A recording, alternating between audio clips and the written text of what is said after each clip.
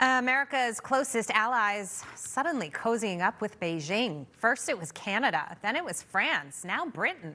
Prime Minister Keir Starmer heading to China this week for trade talks, just days after President Trump warned Canada that any deal with the Chinese will trigger a 100% tariff. Here's what Treasury Secretary Scott Bessent had to say about our neighbor to the north. I'm not sure what the Prime Minister was thinking. Of course, Canada depends on the U.S. There's much more north-south trade than there could ever be east-west trade. He talks about middle countries having to do their own thing. And I'm old enough to remember when French President Francois Mitterrand tried to go down that route. It failed back in the 80s. It'll fail now. Joining us now is Unleash Prosperity co-founder Steve Moore. Steve, it's always great to see you. And I feel like these countries, including Canada, trying to thumb their nose at President Trump by saying, if you don't do a little bit more for us or make this a little easier for us, we're going to cozy up to your enemy. But China's everybody's enemy. In the long run, Canada, for example, would only be shooting itself in the foot. How do you evaluate this tactic coming from the Prime Minister there? And how do you think President Trump will respond? So far, he's playing it cool. That's what he does. He's on a win streak, and I'm sure he'll continue to keep winning. So I don't see this as a major move. But Carney obviously feels like for him it is. Yeah, look, I think these countries, it's like they have Neville Chamberlain and they're trying to appease China.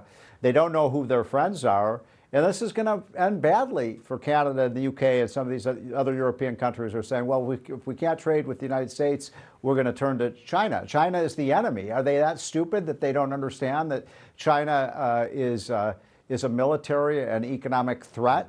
And so I find it very disturbing. And why can't they see that we want to be in a cooperative trade arrangement with these countries? All Trump has been saying for the last year, Brian and Jackie, is just level the playing field. Let's have a level playing field. You have higher tariffs than we do, and we want a better deal. And now they're going to run to China. Does that make any sense? Well, so this is all about tariffs, Steve, okay? And yeah. The president was speaking about that just this afternoon. He was asked, if these tariffs go away, what's going to happen? He said, look, it'll be an inconvenience if the Supreme Court rules against us, but we've got other options. Listen to what he had to say, Steve. Yeah, the tariffs have been indispensable towards success. We have more activity than we've ever had. We have thousands of businesses all over the country being built. We have hundreds of big major factories between AI, autos, and many other things being built. We've never had a thing like this. And you use them as a tool for world peace. For world peace, yeah. We have to use it for world peace. But what happens if the Supreme Court strikes down the tariffs? We will find some other way of doing a similar thing. But it'll be more inconvenient. Okay, so I know you're not a big tariff guy, Steve. I think you see room for using them to negotiate. But it sounds like the president is prepared if the Supreme Court rules against him. Are you concerned that a Supreme Court ruling against the president could introduce a lot more uncertainty on the tariff front? Well, that's a tough question. I do think Trump is probably going to lose, at least on some of the tariffs. I think the court will invalidate some of them.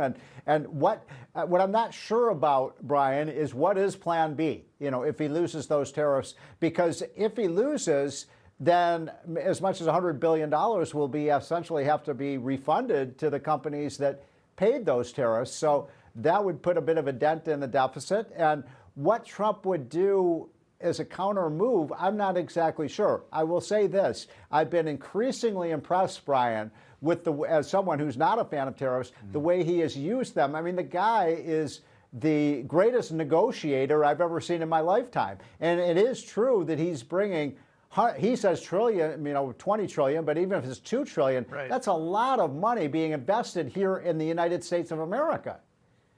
Steve, can we switch gears for a moment from tariffs and talk about tomorrow? President Trump is officially launching his new Trump account, the savings program.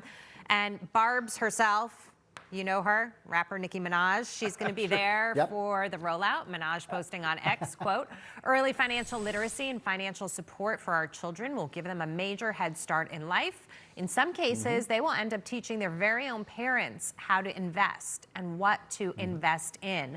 So aside from the Nicki aspect of this, can we talk about the significance of it? I'll be there. Are you going to be there?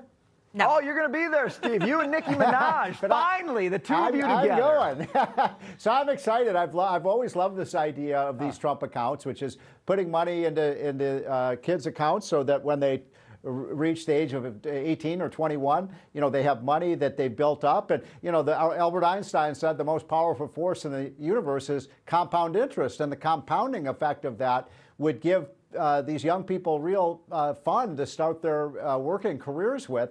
So I love the program. I think it's great. I'd like to see Social Security money put into this as well so that people can build up real assets. And so I'm just excited to be there. It's Trump's idea, and he sold it. And by the way, I believe Michael Dell is also supposed to be there. And you guys know he's made this major commitment. I love this. One of the greatest philanthropic gifts in the history of the United States to these accounts. I forget the number, you guys may recall, but it's in the billions of dollars. And I love that. I would like to see other philanthropists do the same thing.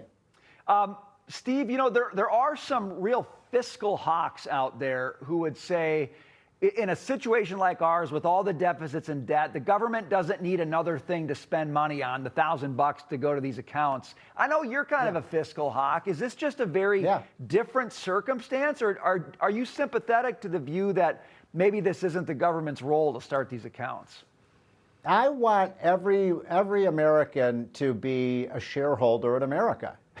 That's what Trump is doing. He's basically saying everybody's going to own a piece of the rock, even if they're 8 years old. So I love this. Now, why do we care about the deficit, Brian? Because it reduces the savings rate in the United States. But this doesn't reduce the savings rate because instead of the government having the money saved, it will go into individuals' accounts that are saved. So it does not reduce the national savings rate as maybe a government spending program does. Steve, if you follow my...